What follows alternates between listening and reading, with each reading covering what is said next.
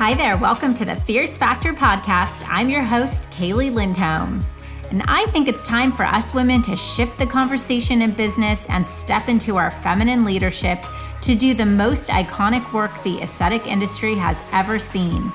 Each week, I'll be bringing a powerful dose of strategy, sarcasm, solutions, and sass that will rev up your creativity and ignite your brilliance as you link arms with me along our shared path of personal and professional growth in 20 minutes or less. Let's go. Hey everyone, and welcome back to the Smart Med Spa Marketing Podcast. Today, I am joined by Kaylee Lindholm. And if you don't know who she is, you should, because she's the CEO of KLC Consulting.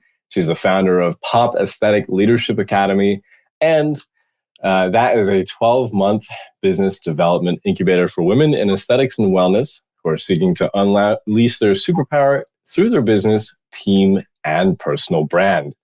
Her mission is to help 1,000 inspiring and intentional women cross the next $1 million milestone in their business in 2024. And here's more. She's featured as a Forbes Top 10 Inspiring Women Business Leaders to Watch in 2023 and a USA Today Top 10 Business Leaders Driving Innovation in Their Industries to Watch in 2024. Kaylee and KLC Consulting is trusted as the go-to leadership advisor by hundreds of 7- and 8-figure aesthetic and wellness practice owners. That's quite a mouthful, and welcome, Kaylee Lindholm. Thanks so much, Matt. Excited to be here today.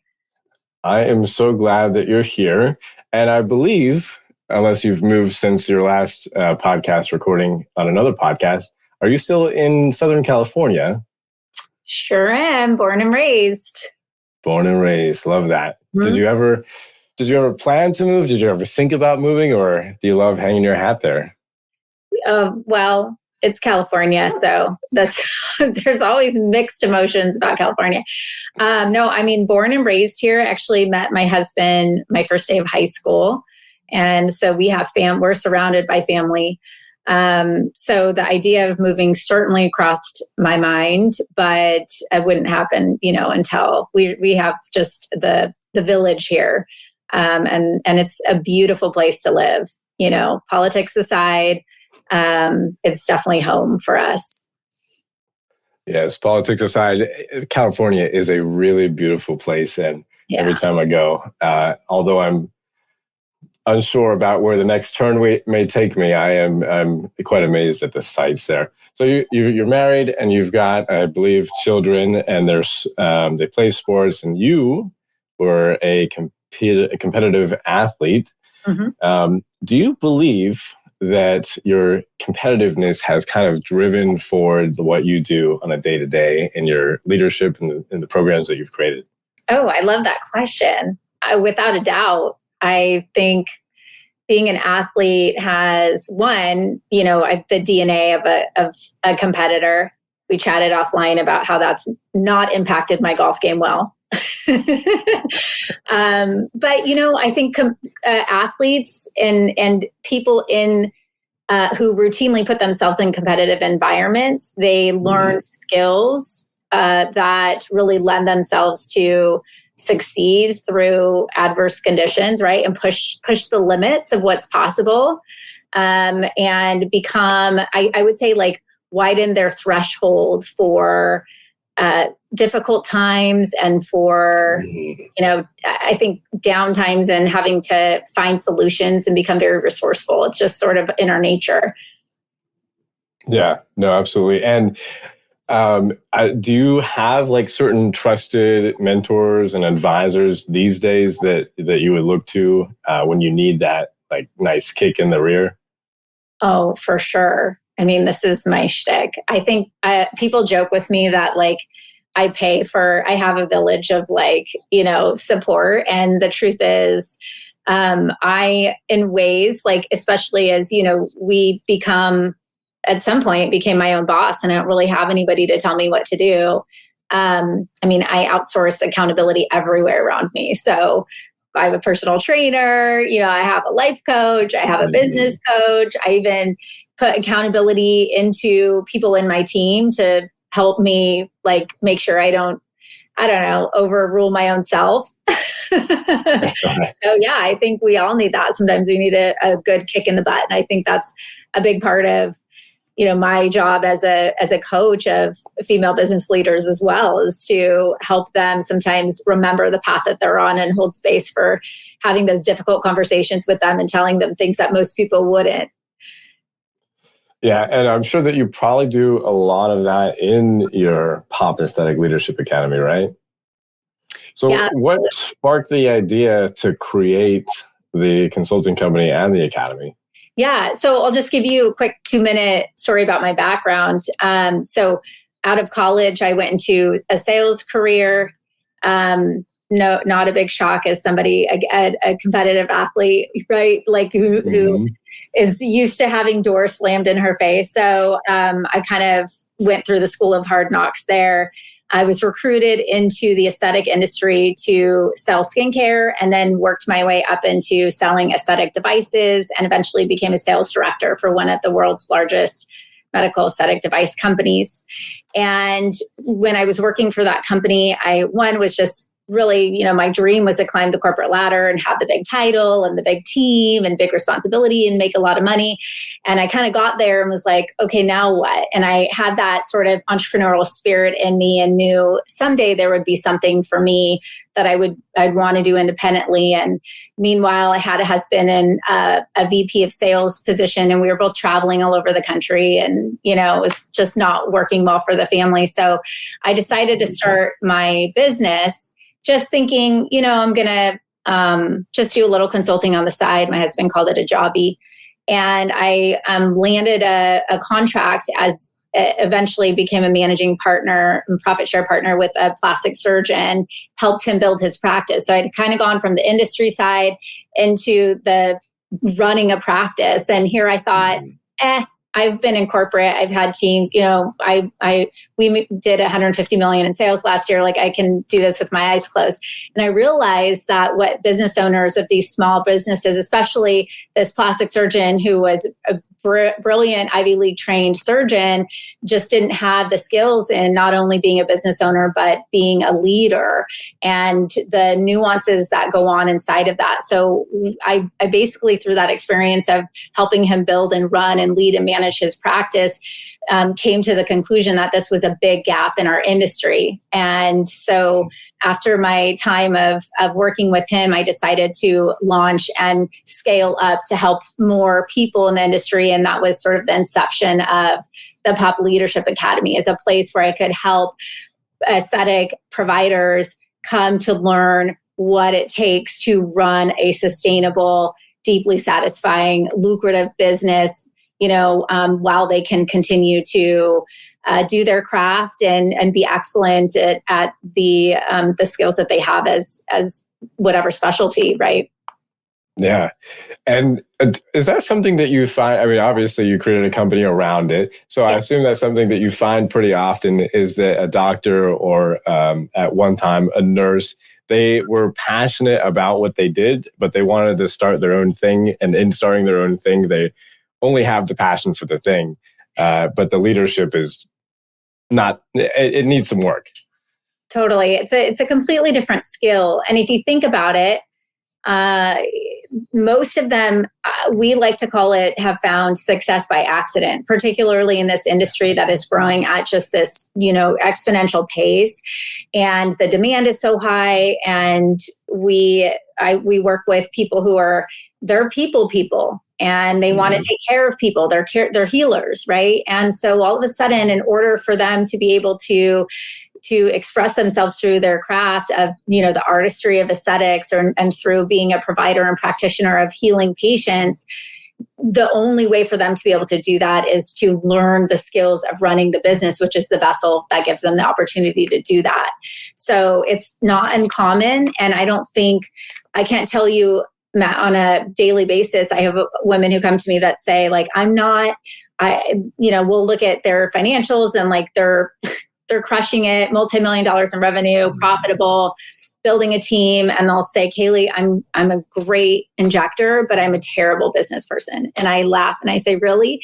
If you walk down the aisle in the grocery store and tell somebody about your business and they looked at your P&L, do you think they would say that? They're like, no. So I think that there's an instinct for just, if you're really passionate and focused on doing the right things, it's just a little polishing of putting the infrastructure in place and building the system around you to support you, to make sure that you don't have to be so worried about those inadequacies, quote unquote, on the business side. You've got that ecosystem that supports you, so that you're on the right track. Yeah. Yeah. And as you're going on the right track through particularly your academy, I know that you've seen a lot of clients have success. And in your experience, what do you think has had the most impact on the growth of these business owners? Is there a particular stage that they really see a major shift happen for them? Yeah, that's a great question. We go through, just think of a human being, right? And how a baby, cries and needs mama, and then a toddler trying to get all this, run around and explore. And then now I've got a middle schooler and a high schooler. And to think that high schooler who's, getting ready to drive and wants to, check out parties and do those things is the same kid that was a baby. That we evolve as humans, and we do also as leaders in our business, and our business changes, right? And so the moment is when somebody decides to adopt the idea and realize and recognize that we have to show up differently for our business. And it's really when they learn how to become a better leader of their ecosystem.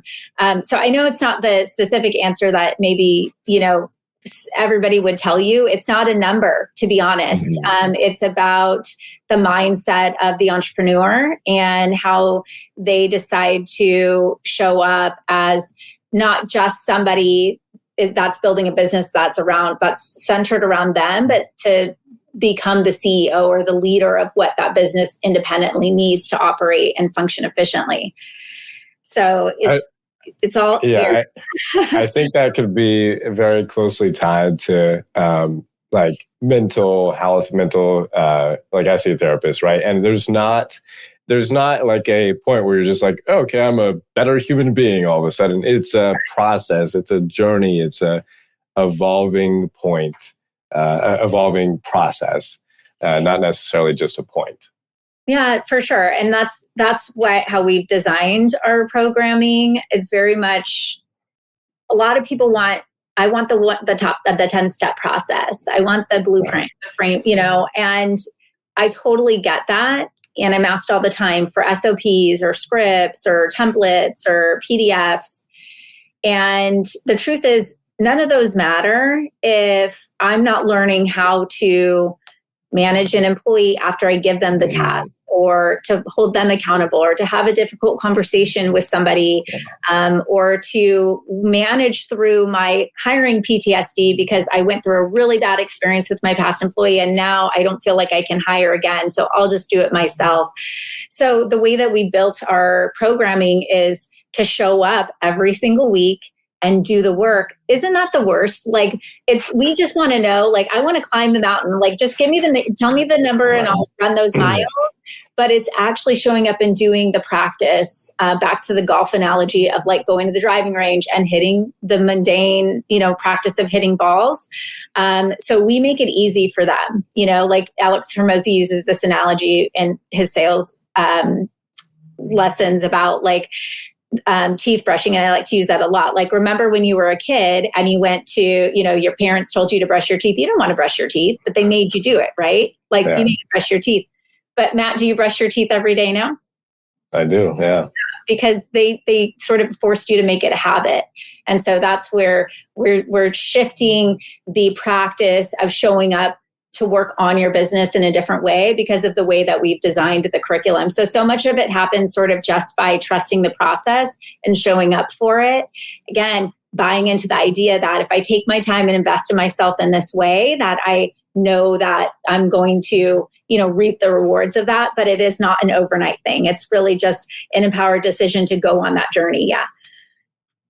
I love that. And I had a pretty similar experience when I first started working out. Was I went through 75 hard, and now I just work out 3 to 7 times a week. Yeah. Whereas before that, like 4 times a year. So it was I just had to show up for a while, and then brushing teeth. What was that when you decided to do 75 hard? What was it that was the tipping point for you that made you make that investment in yourself? Just realizing I needed to be more and better for myself, my body, my future, because I've got big goals, and I'm sure a lot of people listening here have big goals, and I can tell very clearly, Kayla, you have big goals. Yeah. If you have big goals, you got to do something different than what everyone else is doing. Mm-hmm. So now, outside of showing up, what can business owners expect when they enroll in your 12-month business incubator program? Yeah. So our promise is that if you come in and do the work, we will help you build a business that at the end of the year, your grandma could come in and run. And the idea is that we joke, like, could Granny take a shift? Because what we're trying to do is teach, first of all, the big picture of what we call 5 business growth milestones. So all the way from your mindset, how you view yourself in your business, setting boundaries, confidence to show up as a CEO, sort of that identity shift of who am I in relationship to my business, to the brand positioning aspect of it, and internal marketing. Who are you as a business in your marketplace? How do people perceive you? What are you doing to attract the most high value clientele and getting referrals from them and building that sort of like my people ecosystem? The hiring piece, right? Hiring, firing, onboarding, performance management, all of the nuances that go on with just acquiring, retaining, and I'd say kicking out of the nest the employees that aren't keeping up with the pace of the company, and being able to learn how to assess that, build comp plans, and surround yourself with really great people. The sales piece of it, what to track and measure, what are the key results areas or KPIs, key performance areas for your business in total and all of the people in your business. And then ultimately how to build systems, processes, your standard operating procedures so that everything that you've worked on from point A to, Z is now buttoned up into an organized system in which this is really building, structure so that you can have freedom as a provider and owner in your business. So let's say Susie didn't show up, you could call grandma would come in. Everybody knows what they're supposed to be doing, how to operate and get in line. And there's documented systems, there's videos, there's support tools. So if there's questions, everyone kind of knows what to do without, anyone having to micromanage, oversee, and, try to remember as an owner, you've got a million things on your mind. And so I hear all the time, like, oh man, I asked somebody, Sally, to do something. And then I thought of it while I was laying on the beach on, my vacation 3 weeks later. And it was like, oh, what happened to that? Never got done. We need to get those things out of our head and build systems in place in the company for that. So that's essentially what the Academy is all about. It's a 1 year of the nuts and bolts of what you didn't learn and taking accountability to become that leader of putting into practice what you expect excellence to look like for you and for your customers. Yeah. And I love that last part where you focus on the leadership aspect. I'm sure you follow John Maxwell, or you've at least heard of him. And one of my favorite quotes from him is, everything rises and falls on leadership. Yeah. And so you, as a leader, have to put all these things together. You have to organize the systems. You have to go to the Pop Aesthetic Leadership Academy in order to get your business going and on track so that you can help your employees, so that you can help your customers, your clients. Because that's why we're in business, right? Is to help people. You're in business to help people. They're in business to help people. So that is, I appreciate that. Absolutely.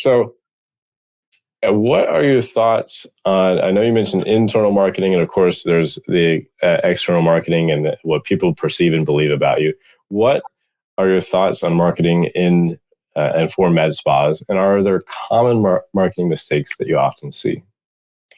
Such a big question. My thoughts on marketing are it's kind of everything, I think it's the nucleus of setting the stage of who you are. I happen to have a marketing degree because I love marketing, but so much of what I've learned as a business owner and building my business about marketing comes from just the internal clarity of who I am and who I want to attract to best serve in my business. I think the biggest, it's such a big term. I think our industry blankets marketing, right? But there's so many different aspects to marketing. So I think that first of all is just not really understanding what marketing means. And so many times, I'm sure you've experienced this or have worked with clients who've experienced in the past, commissioning a marketing agency to do all the marketing, right? And yet they don't have a clear brand position in the marketplace. So for example, if you look at the car industry, there's cars all the way from, an entry-level Honda up to a Lamborghini. Cars are not cars. And yet there's still business for everybody, but Honda knows who their customers are and Lamborghini knows who their customers are. So the way that they're going to market themselves, the way that they're going to show up and their brand strategy in terms of the way they look and act and their graphic design and all of the visuals and, what they do and how they approach customers, it's going to be very different. Honda might be digital marketing directly to, a one type of client, where Lamborghini is probably going to be all referral based, hand delivered boxes with, luxury events, things like that. And what happens is practices will kind of follow the flow, of the patient of the day and teeter totter, or become very sort of reactive to a lot of patients are asking just for this or don't want to spend money or don't. So instead of elevating their clientele to market to the type of customer that's going to really appreciate the results that they're going to get and the experience and credentialing that provider has, they have this sort of vision, they feel insufficient or unworthy and scared that they're going to lose business. And so they become everything to everybody. And if you think about it, I worked and ran a plastic surgery practice. And so we didn't really, it didn't make sense for us to have our high-end facelift client who was coming in to spend $30,000 to $50,000 and wanted, luxury white glove service to be sitting in the same patient waiting room as someone that's coming in for, a Mohs reconstruction or something, like a skin grafting or, it's. So you have to be really thoughtful about how you market, and then you utilize your marketing agency and the resources to then drive that through. And then I'll finally say this, so much marketing happens in the practice. How are you answering the phones? What's the language you're using? What's happening when they come in? What's the communication like? What's the client flow and journey like? How are you communicating and developing, earning trust and bringing value before they come in for a consultation?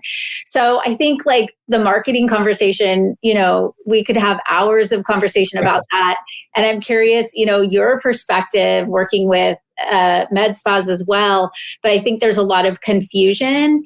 And if I'm working through ideating and really evaluating we talk about the 80-20 rule, right? Who are the heavy hitters in your practice that are going to really drive results for you? And that means, your high spenders, but also the people you love working with, the patients that you're excited to see, the people that bring you joy. Who are those people and how do we attract more of those? Yeah. And you clearly say brand positioning, that's a huge aspect. Brand belief, your identity, who you're helping. You have to know who you're helping. Particularly, we help med spas. If we just help anybody, which we do have some non-med spa clients, but if we just help anybody, guess what? It's a lot harder to work with everyone because you don't have standardized processes. You don't have something that cognitively every single day. in the last year, I've learned more about semaglutide and tirzepatide than I ever thought I would learn about. But I know everything there is to know about GLP-1s and how to market with and for them.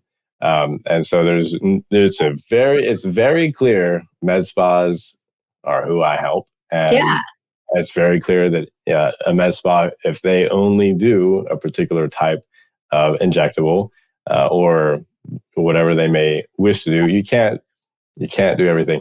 In fact, I won't name any names, but I know of a med spa that had more than they could handle. And I have looked at several years of their P&L, and I'm sure you could guess, without me directly saying it, what has happened to them.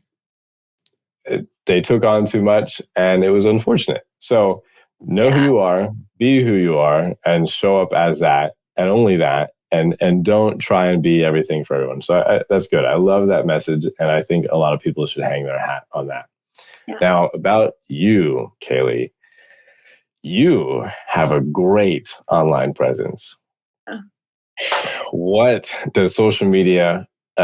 does social media play in your business? And do you have any social media advice for consistency or engagement or anything like that for our audience? Oh, well, you're too kind. I don't know if my online presence is that great. But I would say I'm very, very clear about who we can help best serve based on our areas of expertise. So I'm very focused on who and what we talk about. To the niching, like I daily have women say, I'm in real estate or I work in, this industry and you should work with everybody. And we certainly could, it's not like what we do couldn't translate out, but there's a Bruce Lee quote I'm totally going to butcher, but it's like, I'd rather face the man who's does something about one kick 1,000 times versus 1,000 kicks. I'm going to have to look it up because I'm totally butchering it. And someone's probably listening to this like, Haley, right. You want like somebody who has mastered that one like knockout punch. Like they've done that 1,000 times versus like 1,000 different types of, like punches and kicks is not going to be as effective as somebody who's mastered that one thing. So yeah, I mean, I think that the key with social media is do what works for you. And I was that sort of stressed out in the beginning, like I have to show up everywhere and be on every platform and more is more. And instead I have come to the reality that I do what feels good for me. And I also I don't look at what other people are doing to in-source, sort of my inspiration. I just try to do what feels good to me and try to put out what I would want to see, right? Or what I would want. So sometimes it's me checking my ego a little bit and not looking, like a top 10 supermodel all the time and, just being real and authentic. And I think that's really what people want. I remember when Instagram first, it was all about like the super curated little post with like, it was the colors matched and everything. And I think we're so far away from that now. We just want, authenticity. And if you look at the people who have the biggest and the most lucrative followings that are actually getting paid for it, you will be shocked. Like there's this girl, my friend sends me all the time and she just sits and eats pickles. Like she noshes on like pickles dipped in mustard. The weirdest things, right? And it's like, because people are curious and they want to just kind of lean into like, what are you doing? So I think being really authentic and then also not so much like bucking trends a little bit and following back to the brand strategy. Like I'm selling B2B essentially, right? So even though they're women, but they're looking to spend tens of thousands of dollars in investment and working with us, and not to mention the emotional transformation they have to go through. So like I am really, really spending time in my copy. I'm really thoughtful about not just using AI to generate, catch this, look at this, la la la. Like I'm really thoughtful about that. So I think, and that's what works for my audience. That's what they want. They want to know, how can you really help me and what do you do? And so that's what my advice would be to just like allow yourself to speak to like that one dream client every time and don't worry about the likes that come and all of the things. Like, just keep showing up and doing what you know is the best reflection of the best work that you do, and the business will come from it. You know, I've had a great realization in the past that I would assume you probably had this, where someone will mention a post that you made to you in person, but they didn't comment on it, or they didn't even like it. If you go back and check, which I often do, they didn't comment or like it, but they saw it and they talk about it to you in person. And so even if to your point, if you don't see the likes and you don't see the comments, there are people that are still seeing it and watching it and consuming it and taking all of it in. And that's really important. Now, something that you've mentioned, ready buyers are usually just creeping. Like, they're just sitting there watching and not, because they're getting ready to pounce, so they're there. Yeah. They're there. They're there. Now, also on your Instagram, you mentioned hiring intrapreneurs. Can you speak more on this and the importance of having a team of intrapreneurs in a business? Yeah, absolutely. I like to think of a business like a sports team. Shocking. I think that if you shift your mindset, ultimately, right? I use one of my favorite, I like people that I look up to. I don't want to say idol, but somebody I respect a lot as a leader is Nick Saban, who was the coach of the Alabama football program he's retired now a year or two ago. But it came to me one day when my son, who's 11, he said, "I want to play football at Alabama someday." And I said, "Luke, you live in California. Like, could you pick UCLA, USC, Stanford, like I don't know, any of that? Like, do you need to go to Alabama? You've never been to Alabama." He said, "No, I want to play for Nick Saban." And I said, "Well, tell me about him." And I started really researching Nick Saban. And Nick Saban, he built a legacy program, not just a team, but he would stack the bench with like people who were not really ready to play yet, but that were like, "Put me in, coach." He brought a type in, and he was investing in players who then became coaches of their own programs. And I think ended up with 15 NFL and Division I football coaches that he had met who had gone through his program as players. And it's this idea of not just being, building your company, but building people to build and grow your company for you. It's a complete mindset shift. And that's a part of the philosophy that we teach in our academy as well.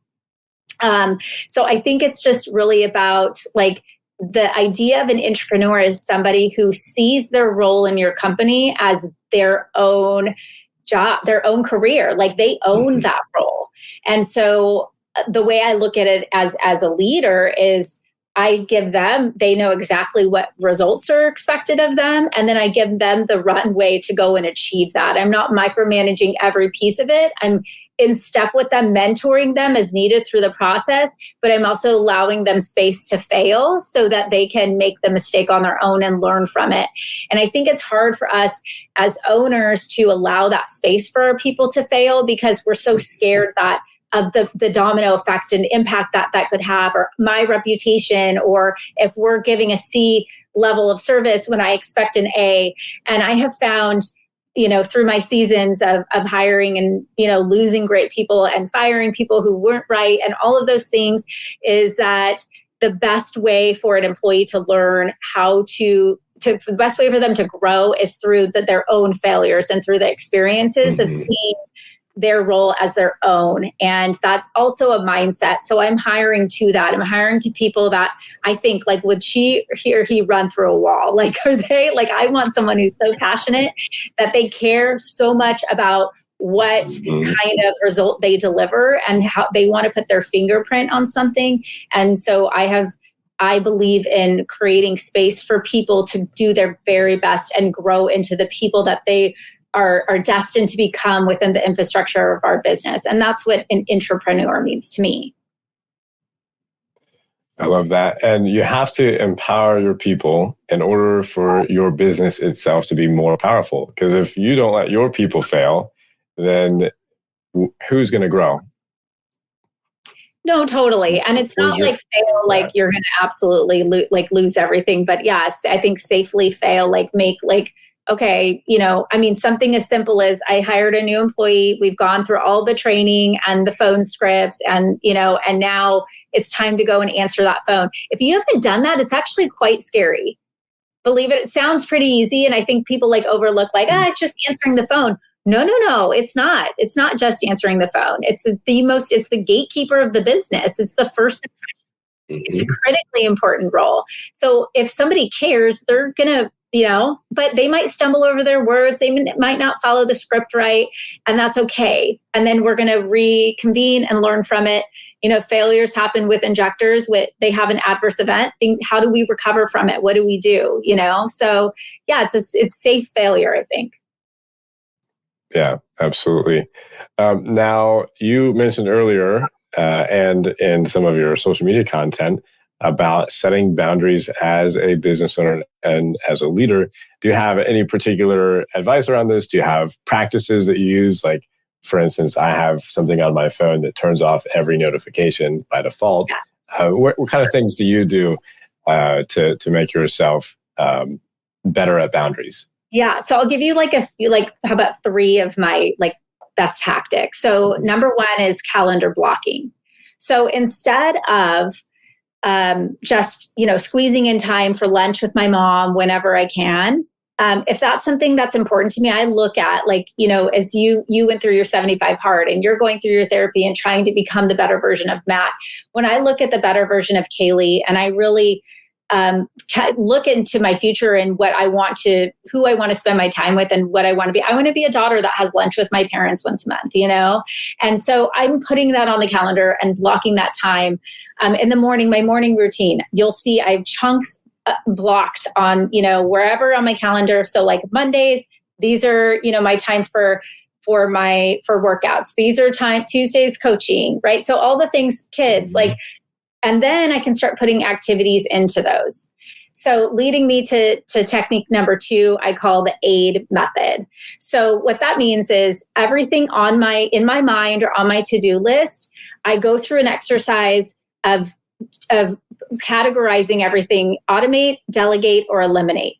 So I'm looking not at how do I get through that task, but I'm asking myself, who can I delegate that to? How can I eliminate the fact that I even have this as a task, or how can I automate this? What's left, then I put into those blocks of my calendar. And if they don't fit into those blocks of priorities, they don't belong in my life. So those are 2 of them. And then the third one I would say is what I call, it's a pool visualization. And I don't know originally how I came up with this or really heard this. But I think of this as your pool being your business, and you can only have 10 people in your pool. So the reason why it's a pool is because it kind of makes you think about, instead of just this infinite space of where people are all around you and you interact with everybody, you're having a pool party and you're going to invite just 10 people. Who are those people? Who are the people that love, respect, trust, honor, uplift you, support you, challenge you, right? That you really need to be your best self. They wouldn't come in your pool and rip the floaty out and watch you drown. They wouldn't come in your pool and say thanks for inviting me, but I don't love the temperature of your pool. They wouldn't pee in your pool. They would be there to be this is awesome, Kaylee. Matt, your pool is the best pool. What else can I do to make this pool? I'm going to bring the refreshments, and I'm going to help. And I think this mindset of it's okay for you to say no to the people, the things that are around you that don't belong in your pool. And if you really think about, are they in your 10? And the answer is no, then you can elegantly, allow that to pass through your life. And so that's something I think about routinely. When I'm asked to do things, I say no a lot. Unless it belongs in my priority list, and or it's somebody that's going to help me in a productive way accomplish my goals. Have you read the book or heard of essentialism? I have not. It's it goes over some of those topics, and it definitely talks about quite a bit. Yeah, the power of saying no, and the more you say no, the better yeses you can give to the right things. So I love that. I love the pool analogy. I'm going to keep that if you don't mind. Yeah, well, and too, Jim Collins has a book called From Good to Great. And I think a lot of times just kind of settle for what's good, because not having something that's okay means not having something. And it feels very lack. It feels very empty. Yeah. And so, but I think in line with that essentialism, the philosophy is that you can't even access great if that space is filled with good. So you have to eliminate good to make room for great. Absolutely. Now, you also mentioned earlier that sometimes as a business owner, you might not show up feeling like you are all that, even if your P&L says that you are. Do you have any advice on overcoming imposter syndrome in entrepreneurship and in life in general? Yes, I've recorded an entire podcast on that specific topic of imposter syndrome. I think that there's no high achiever who doesn't have it, because we're constantly reaching to access a place of experience that we don't have. So it's one, the truth is we probably have it because we're lacking some sort of skill. And two, we have it because we see ourselves as that old version of Matt, right? Because as we're growing as people, we have to go through that identity shift. And sometimes you get into a space where you forget who you've become and you show up as that old person again. And, an example for me was kind of growing up in my 20s, like through my 20s and 30s, in the industry as a rep and manager, and like the industry and network that I sort of leveled up in. And now I'm, a thought leader in our industry. I see myself as that, or try to be, right? I'm on stage, I'm creating new ideas and philosophies for us to really think about the way we do things differently around here. And so sometimes I'll bump into people that I saw back then and I'm like, oh my gosh, it's just me, and then I have to remember, like, no, look what I built. And I think we do that when we put ourselves in new ecosystem, like just entirely new experiences that we haven't had before. And then we remember that we're growing up into that. So I think one exercise is just simply any one thought that you have about, I'm an imposter. Like, for example, who am I to speak on this stage?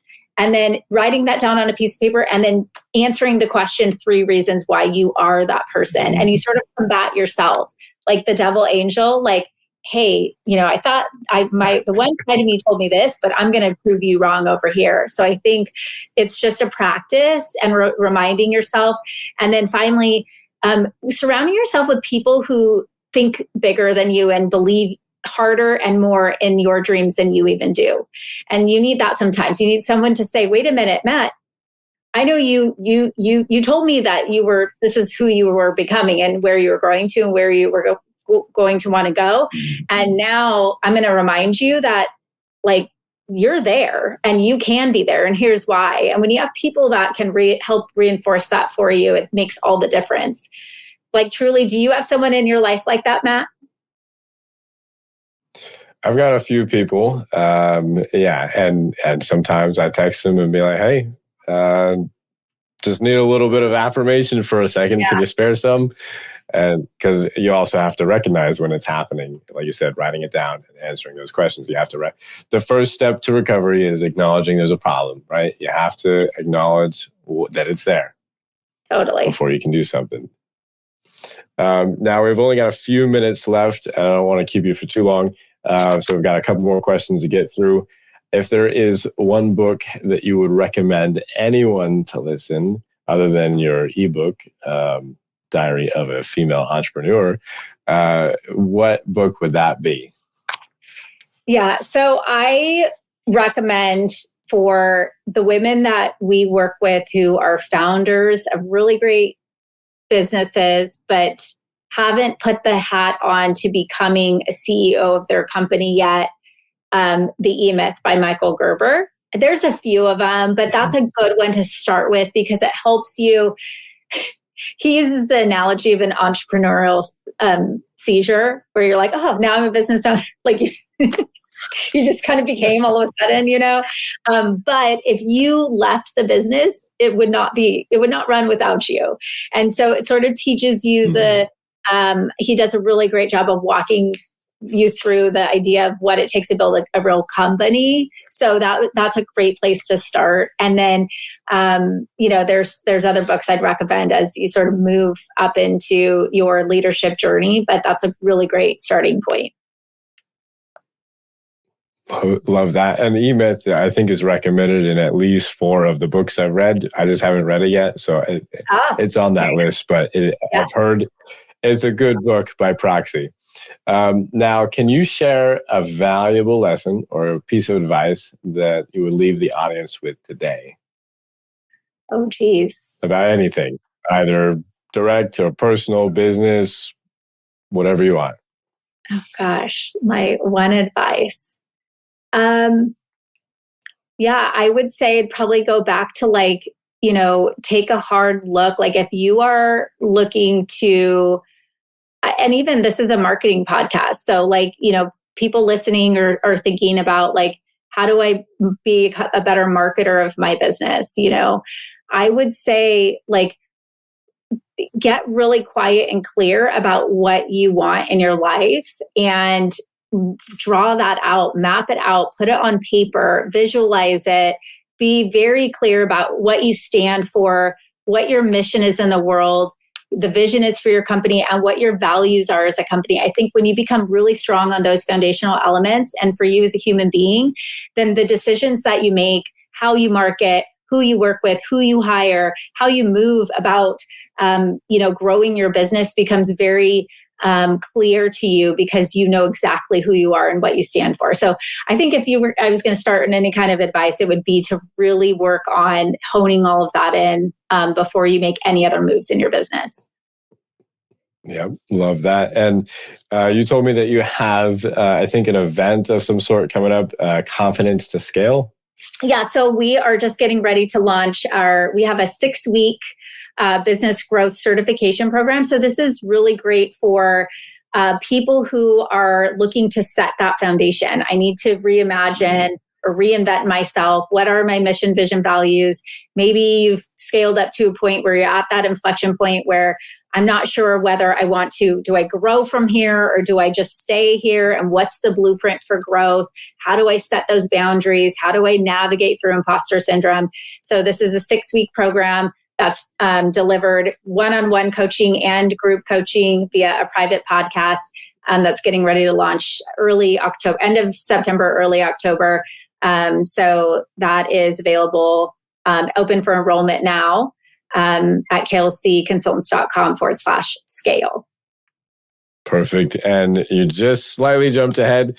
Where can the audience find more about you and KLC Consulting? Yeah, so I manage or actively engage on my own Instagram. It's Kaeli, KAELI.Lindholm, and or our website, klcconsultants.com. And there's access to all kinds of free resources, our programs, and obviously CTS, Confidence to Scale, if you're ready and looking to become a better leader and want to take that first step. And you have your own podcast, I believe, right? Oh, yes. How could I not say that? Yes. Thank you, Matt. Go listen to continue to plug. Only, yeah, I had a podcast for 4.5 years. Yes, The Fierce Factor. The Fierce Factor podcast. Yes. All right. So klcconsulting.com, Instagram, Kaeli.Lindholm, and make sure you guys check out the upcoming 6-week program, Confidence to Scale, and the ebook, Diary of a Female Entrepreneur. Kaeli, do you have any final words for us today? No, I think we covered it all. Thanks so much for having me. I really appreciate it, Matt. It was great having you. And thank you, everyone who's listening. Stay tuned for the next Smart Med Spa Marketing Podcast episode. Listen, leader, if you're vibing with me here, hang tight because I have a brand new resource for you. You are a successful, confident, powerful woman who just isn't into being average. No, you have a calling, and part of that calling is requiring you to level up. And I know that if you're working across the next $1 million milestone in your business, you need to be in the right circles. And perhaps that's why you found us. I'd love to invite you to join The Blueprint, a weekly resource for inspired, provocative thinkers who are taking this conversation to the next level. Get access to free business tools, podcast supplements, guideposts, and direct communication with me and my expert team. And of course, a masterfully curated circle of women making big moves and disrupting the status quo in aesthetics and wellness. You can link directly through the show notes or head to klcconsultants.com/blueprint. It's time to elevate. See you there, goddess.